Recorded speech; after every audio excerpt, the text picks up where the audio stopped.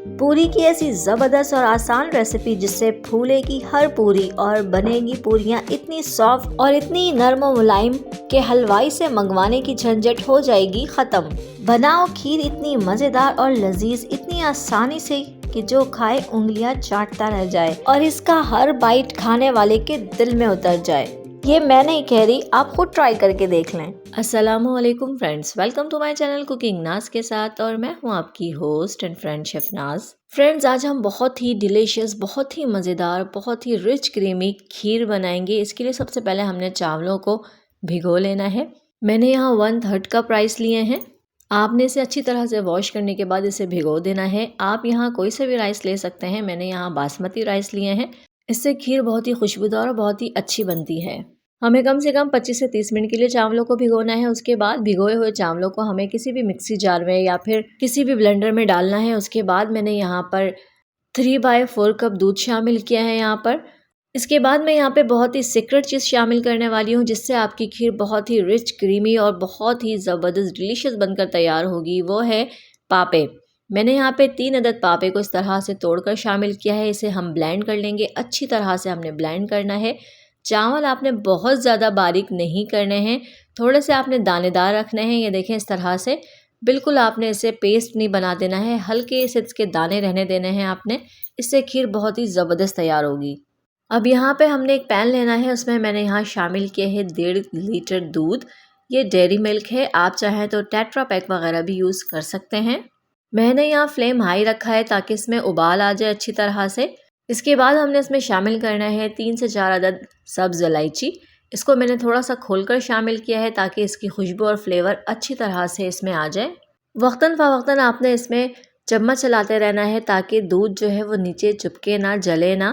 آپ چلاتے رہیں گے تو یہ بالکل بھی نیچے کی سطح پر نہیں چپکے گا دودھ، کیونکہ ہم نے یہاں پر فلیم ہائی کیا ہوا ہے دودھ کو بوائل دینے کے لیے، اسی لیے آپ نے چمچ چلانا ہے۔ جب آپ فلیم لو کر دیں گے تو آپ کو چلانے کی ضرورت نہیں پڑے گی۔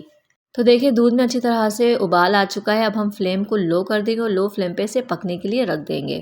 کیونکہ ہم یہاں ہوم میڈ کھویا بنا رہے ہیں تو اس کے لیے میں نے یہاں ایک پین لیا ہے، اس میں شامل کریں گے 1 ٹیبل اسپون گھی یا بٹر، جو بھی آپ کے پاس موجود ہو۔ جب یہ میلٹ ہو جائے تو پھر ہم شامل کریں گے دودھ۔ میں نے یہاں پہ 250 گرام دودھ یعنی 1 کپ دودھ شامل کیا ہے۔ دودھ پہلے سے بوائل ہونا چاہیے۔ دودھ شامل کرنے کے بعد آپ نے فلیم آف کر دینا ہے اور اس کو تھوڑا سا ٹھنڈا کر لینا ہے۔ جب یہ تھوڑا سا نارمل ہو جائے اس کے بعد ہم اس میں شامل کریں گے ملک پاؤڈر۔ آپ نے یہاں پر کوئی بھی ملک پاؤڈر لینا ہے، میں یہاں پر نیڈو شامل کر رہی ہوں، فل کریم۔ آپ نے یہاں پر فل کریم پاؤڈر یوز کرنا ہے، بٹ سارا دودھ جو ہے آپ نے ایک ساتھ شامل نہیں کرنا ہے، گریجولی ایڈ کرتے جائیں گے اور اسے مکس کرتے جائیں گے۔ 1 کپ خشک دودھ کو ہم نے اس طرح اس میں مکس کرتے جانا ہے۔ جب سارے دودھ کو ہم یہاں پر مکس کر لیں گے، جب یہ اچھی طرح سے دودھ کے ساتھ مکس ہو جائے گا اس کے بعد ہم یہاں پر فلیم آن کریں گے۔ اگر آپ فلیم پہلے ہی آن کر دیں گے تو پاؤڈر جو ہے وہ اچھی طرح سے مکس نہیں ہو پائے گا، تو پہلے آپ اچھی طرح سے مکس کر لیں، اس کے بعد یہاں پر فلیم آن کریں اور فلیم کو آپ نے لو ٹو میڈیم رکھنا ہے اور اسپیچولا کی مدد سے اسے چلاتے جائیں گے اور مکس کرتے جائیں گے۔ یہ آہستہ آہستہ خود ہی ٹھیک ہوتا جائے گا۔ جب تک کھویا وہاں پک رہا ہے یہاں پر ہم دودھ میں شامل کر دیں گے وہ چاول جو ہم نے بلینڈ کر کے رکھا ہے۔ فرینڈز، چاول شامل کرنے کے بعد آپ نے اسپیچولا وقتاً فوقتاً چلاتے جانا ہے، اسے بالکل چھوڑ نہیں دینا ہے ورنہ یہ چپکنا شروع ہو جائے گا۔ اب آپ نے دونوں چیزوں کا خیال رکھنا ہے، یہاں پر کھیر جو تیار کر رہے ہیں وہ بھی، اور وہاں پر جو ہم کھویا تیار کر رہے ہیں وہ بھی۔ اگر آپ دونوں چیزیں ایک ساتھ مینیج نہیں کر سکتے تو آپ نے کھویا پہلے ہی تیار کر کے رکھ لینا ہے تاکہ آپ کو پریشانی نہ ہو۔ جب چاول تھوڑے سے پک جائیں گے پھر آپ کو بار بار اسپیچولا چلانا نہیں ہوگا، تھوڑی تھوڑی دیر سے چلانا ہوگا۔ ابھی ہم نے چاول شامل کیا ہے، اگر آپ چلائیں گے نہیں تو چاول جو ہے وہ نیچے چپک جائے گا، بیٹھ جائے گا اور چاولوں کے لمس بھی بن سکتے ہیں اور آپ کی کھیر خراب ہو سکتی ہے۔ تو جیسے ہی آپ چاول شامل کریں تو اس بات کا خاص خیال رکھیں کہ چاول کو تھوڑا پکنے تک آپ نے اسے چلاتے رہنا ہے۔ فرینڈز، یقین کریں بس 1 سے 2 اسٹیپ آپ نے یاد رکھنا ہے کھیر بناتے وقت اور آپ کی کھیر اتنی شاندار، اتنی زبردست بنے گی کہ آپ باہر سے کھیر لانا بھول جائیں گے۔ جتنی دیر میں کھیر جو ہے وہ لو فلیم پہ پک رہی ہے ہم یہاں پر کھویا چیک کر لیں گے۔ دیکھیں کھویا کافی حد تک جو ہے وہ خشک ہو چکا ہے، کافی تھک ہو چکا ہے، لیکن ابھی بھی یہ تیار نہیں ہے کیونکہ یہ پھیل جا رہا ہے۔ جب سارا کھویا اکٹھا ہو جائے، سمٹ جائے اور یہ پھیلے نہ، تب آپ سمجھیں کہ آپ کا کھویا تیار ہے۔ اس پوائنٹ پہ اگر آپ کو لگے کہ کھویا بہت زیادہ چپک رہا ہے پین پہ، تو آپ یہاں پر مزید 1 ٹیبل اسپون گھی شامل کر سکتے ہیں، بٹ ہمیں ابھی یہاں ضرورت نہیں ہے۔ تو دیکھیے کھویا کمپلیٹلی طور پہ تھک ہو چکا ہے، یہ بالکل ڈرائی ہو چکا ہے، یہ پرفیکٹلی تیار ہے۔ اب ہم نے اسے نکال کر ٹھنڈا کر لینا ہے۔ تو دیکھیے فرینڈز، کھیر بھی ہماری تقریباً خشک ہو چکی ہے، پک چکی ہے، تھک ہو چکی ہے۔ یہ دیکھیں اس کی کنسسٹنسی دیکھیں، یہ کافی حد تک تھک ہو چکی ہے۔ بس مزید ہم نے اسے 2 سے 3 منٹ تک پکانا ہے۔ اب ہم نے اس میں کھویا شامل کر دیں گے جو ہم نے تیار کر کے رکھا ہے، کیونکہ اسے کھوئے کے ساتھ بھی ہم نے 1 سے 2 منٹ تک پکانا ہے۔ فرینڈز، ہم نے کھویا شامل کرنے کے بعد اسے بہت زیادہ نہیں پکانا ہے، کیونکہ آلریڈی ہم اسے پکا چکے ہیں۔ ساتھ ہی اب ہم اس میں چینی شامل کر دیں گے۔ چینی ہم یہاں پر شامل کریں گے 3/4 کپ۔ آپ اپنے ٹیسٹ کے مطابق چینی کم یا زیادہ کر سکتے ہیں، کیونکہ ہم نے کھیر میں کھویا بھی شامل کیا ہے، اس میں بھی مٹھاس ہوتی ہے، تو اسی حساب سے آپ نے چینی شامل کرنی ہے۔ آپ نے اسی حساب سے چینی ایڈجسٹ کرنی ہے۔ چینی شامل کرنے کے بعد کھیر جو ہے تھوڑی سی لیکوڈ ہو جاتی ہے، تو اسے مزید ہم 2 سے 3 منٹ تک پکائیں گے تاکہ یہ بالکل پرفیکٹلی تھک ہو جائے اور جیسی آپ کو چاہیے ویسی کنسسٹنسی مل جائے۔ فرینڈز، اس میں جو ببلز بن رہے ہیں یہ بہت ڈینجرس ہوتے ہیں، آپ نے بہت احتیاط کرنی ہے، بہت احتیاط سے اسے چلانا ہے، ورنہ یہ آپ کے ہاتھوں کو جلا بھی سکتے ہیں۔ تو کھیر جو ہے فائنلی بالکل تیار ہے پرفیکٹلی۔ یہ دیکھیں اس کی تھکنس دیکھیں، بالکل پرفیکٹ ہے۔ میں نے یہاں پہ فلیم آف کر دیا ہے۔ اب ہم نے اسے ڈش آؤٹ کر لینا ہے۔ میں نے سرو کرنے کے لیے یہاں مٹی کا باؤل لیا ہے۔ آپ اپنی پسند کے مطابق جس میں چاہیں اسے سرو کر سکتے ہیں، کیونکہ ہم نے اسے کنڈوں کے لیے بنایا ہے تو اسے مٹی کے برتن میں ہی نکالا جاتا ہے، اس لیے میں نے یہاں پر مٹی کا باؤل لیا ہے۔ اور مٹی کے برتن کی خاصیت یہ ہوتی ہے کہ اس میں چیزیں جلدی ٹھنڈی ہو جاتی ہیں اور دیر تک ٹھنڈی رہتی ہیں۔ فرینڈز، گارنشنگ کے لیے میں نے یہاں پستہ اور بادام یوز کیا ہے۔ آپ چاہیں تو اپنی پسند کے مطابق کسی بھی ڈرائی فروٹ سے اسے گارنش کر سکتے ہیں اور انجوائے کر سکتے ہیں یہ ٹھنڈی ٹھنڈی بہت ہی ڈیلیشیس، بہت ہی مزیدار، بہت ہی زبردست کھیر۔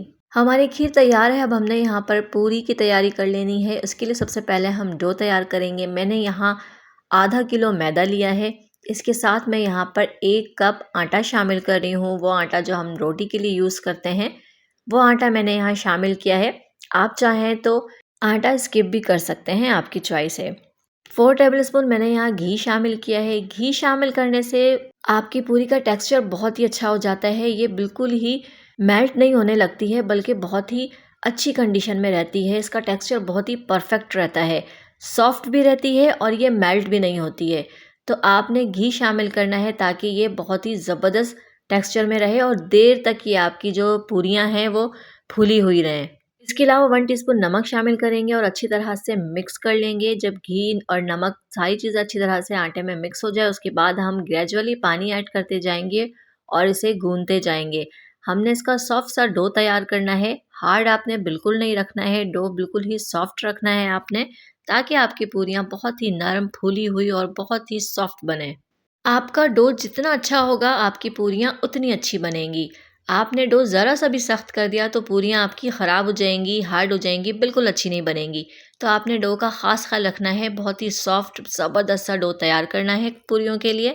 تو فرینڈز دیکھیں، آپ کو دیکھ کر ہی فیل ہو رہا ہوگا کہ ہم نے ایک بہت ہی سافٹ سا ڈو تیار کر لیا ہے پوریوں کے لیے۔ ڈو تیار کرنے کے بعد اس کے اوپر ہم نے تھوڑا سا گریس کر دینا ہے آئل یا پھر گھی لگا کر۔ اس کے بعد ہم اسے کور لگا کر رکھ دیں گے۔ کم سے کم آپ نے 20 سے 25 منٹ کا اسے ریسٹ لازمی دینا ہے۔ تو دیکھیں تقریباً 25 منٹ ہو چکے ہیں، ڈو جو ہے بہت اچھی طرح سے سافٹ ہے۔ اس کے بعد ہم نے کیا کرنا ہے، اس کے ایکول سائز کے پیڑے بنا لینے ہیں چھوٹے چھوٹے سے۔ جس سائز کی آپ کو پوریاں بنانی ہیں اس سائز کے آپ پیڑے بنا لیں۔ ہم یہاں پر نہ ہی بہت بڑی پوریاں بنائیں گے اور نہ ہی بہت چھوٹی، نارمل سائز کی بنائیں گے۔ آپ پوریوں کا سائز اپنی مرضی کے مطابق رکھ سکتے ہیں۔ اگر آپ بڑی پوریاں سنبھال سکتے ہیں تو آپ بڑی بنائیں، ورنہ آپ چھوٹی چھوٹی بنائیں تاکہ آپ ایزلی اسے بنا سکیں۔ تو دیکھیں اس طرح سے ہم نے اس کے پیڑے تیار کر لینے ہیں ایکول سائز کے، تاکہ ہماری تمام پوریاں ایک سائز کی بنیں۔ آپ چاہیں تو سارے پیڑے ایک ساتھ ہی بنا کر تیار کر لیں تاکہ آپ کو پوریاں بنانے میں آسانی ہو۔ میں نے بھی یہاں اس طرح سے تمام پیڑے بنا کر تیار کر لیے ہیں تاکہ مجھے پوریاں بنانے میں آسانی ہو اور فٹافٹ سے جلد پوریاں بن جائیں۔ اب ہم نے یہاں پوریوں کو بیلنا ہے۔ میں نے وہاں پہ آئل گرم کرنے کے لیے رکھ دیا ہے، یہاں پہ ہم فٹافٹ پوریاں بیل لیں گے۔ پوریاں بیلتے وقت بس آپ نے اس بات کا خیال رکھنا ہے کہ پوریاں بہت زیادہ پتلی نہ ہوں اور بالکل موٹی بھی نہ ہوں، تاکہ ہماری پوریاں سافٹ بھی بنیں اور اندر سے کچی بھی نہ ہوں۔ کیونکہ اگر آپ زیادہ موٹی پوریاں بیلیں گے تو اوپر سے تو وہ فرائی ہو جائیں گی لیکن اندر سے وہ کچی رہ جائیں گی۔ تو ان سب باتوں کو آپ نے خاص خیال رکھنا ہے، تبھی آپ کی پوریاں بنیں گی زبردست، پرفیکٹ، حلوائی سے بھی اچھی۔ تو ہم نے بالکل پرفیکٹ سائز کی پوریاں بیل لی ہیں. اب ہمیں اسے فرائی کرنا ہے. فرائی کرنے کے لیے آئل میں نے پہلے ہی یہاں گرم کرنے کے لیے رکھ دیا تھا. یہ دیکھیں ہم تھوڑا سا ٹکڑا ڈال کر چیک کریں گے کہ ببلز اچھی طرح بن رہے ہیں یا نہیں. ہم نے آئل جو ہے وہ اچھی طرح گرم کرنا ہے تاکہ اس میں پوریاں ڈالتے ہی اس طرح سے ببلز بن جائیں. ہم نے پوریاں ڈالتے وقت احتیاط کرنی ہے کہ آرام سے ڈالیں کیونکہ آئل جو ہے وہ گرم ہے. اس طرح آہستہ آہستہ چمچ کی مدد سے ہم اس کو پریس کرتے جائیں گے. اور یہ دیکھیں ماشاءاللہ سے الحمدللہ بالکل فٹ بال جیسی پوری پھول کر تیار ہے. یہ بہت ہی سافٹ اور بہت ہی زبردست پوری بنی ہے، حلوائی سے بھی کہیں زیادہ اچھی. تو فرینڈز اگر آپ کو میری ویڈیو اچھی لگے تو اسے ضرور لائک اینڈ شیئر کر دیا کریں. میری ویڈیو کو اپنے فرینڈز اینڈ فیملی میں شیئر بھی کر دیا کریں تاکہ وہ بھی اس سے فائدہ اٹھا سکیں. اور میرے وہ ویورز جو میرے چینل پر نئے ہیں انہوں نے مجھے ابھی تک سبسکرائب نہیں کیا ہے تو مجھے جلدی سے سبسکرائب کر دیں اور ساتھ ہی بیل آئیکن کو بھی پریس کر دیں تاکہ میری ہر نئی آنے والی ویڈیو کی نوٹیفیکیشن سب سے پہلے آپ تک پہنچے، وہ بھی بالکل فری میں. تو الحمدللہ فرینڈز دیکھیں ہم نے کتنی زبردست پوریاں بنا کر تیار کی ہیں، حلوائی سے بھی کہیں زیادہ بہترین. کتنی سافٹ ہے، اتنی زبردست ہے.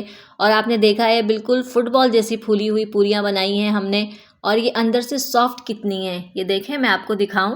یہ دیکھیں کتنی سافٹ پوری ہے یہ، اور وہ بھی اتنی آسان ریسیپی سے. تو ہے نا فرینڈز کتنی آسان ریسیپی. آپ کا جب دل چاہے، صبح کا ناشتہ ہو یا کوئی اوکیجن ہو یا اس طرح سے کنڈے کی فاتحہ ہو، آپ کا جب دل چاہے آپ اسے فٹافٹ سے گھر میں بہت ہی آسانی کے ساتھ بنا سکتے ہیں اور انجوائے کر سکتے ہیں.